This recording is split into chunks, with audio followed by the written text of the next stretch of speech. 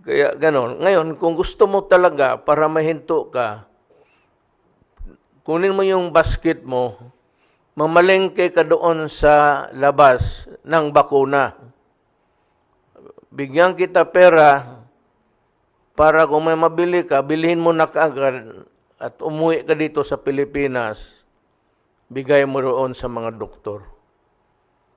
Yan ang mahirap sa iyo. You want to be relevant. Let's rock.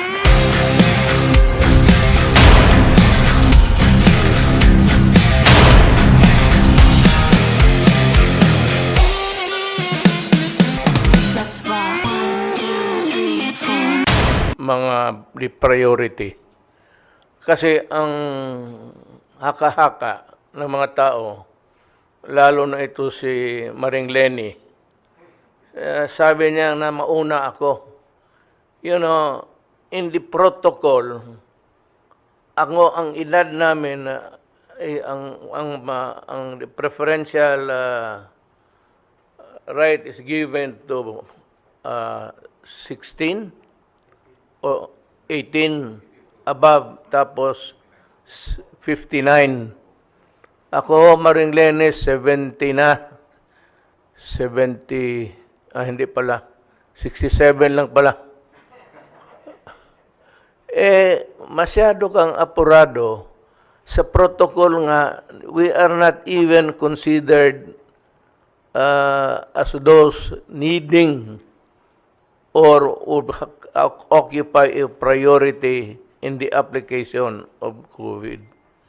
Mahirap kasi ang ano mo, you are baiting me. Alam mo kung bakit? Nagdududa ka kasi na nagpabakuna na ako kasama ng mga sundalo. Kaya panay ang tikoy, yung ginaganon mo, ha? Sige, salita ka. Yun ang talaga ang ano mo. You have a very, you seem to have an angel face but a devilish mind. Marunong ka mag ano. Ngayon pagduda mo kasi tapos na ako.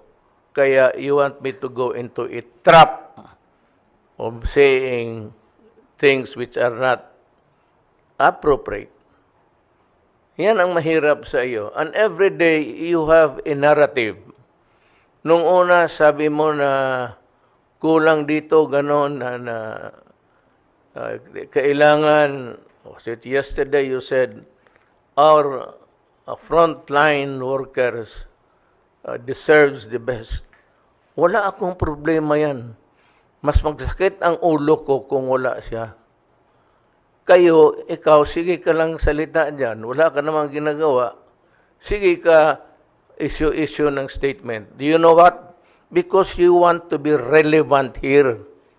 Gusto mong sumali sa laro na para makipakinggan ka rin. Bakit hindi mo sinabi noon yan?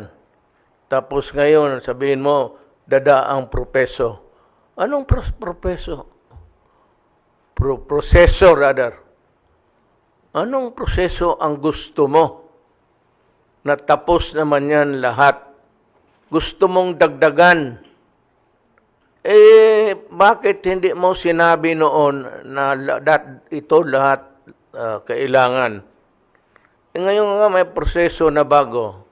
Ganito na lang. Sabihin ko sa iyo uli, kung marunong kang makinig, walang bakuna ngayon available, either hingiin mo, nakawin mo, o bayaran mo. Not only the Philippines, as stated by earlier, binigyan tayo ng worldwide situation ng vaccine. Hirap rin sila. Ang Amerika, meron, pero inuuna nila.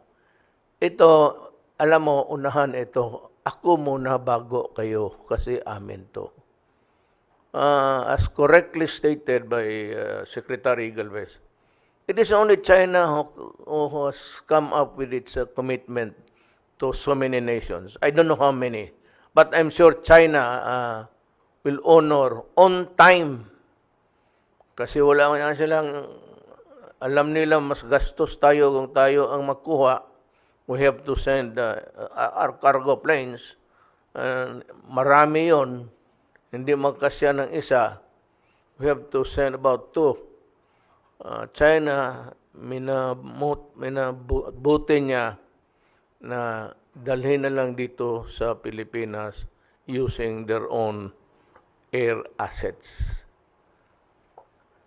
Kaya ganon. Ngayon, kung gusto mo talaga para mahinto ka, kunin mo yung basket mo, mamalengke ka doon sa labas ng bakuna.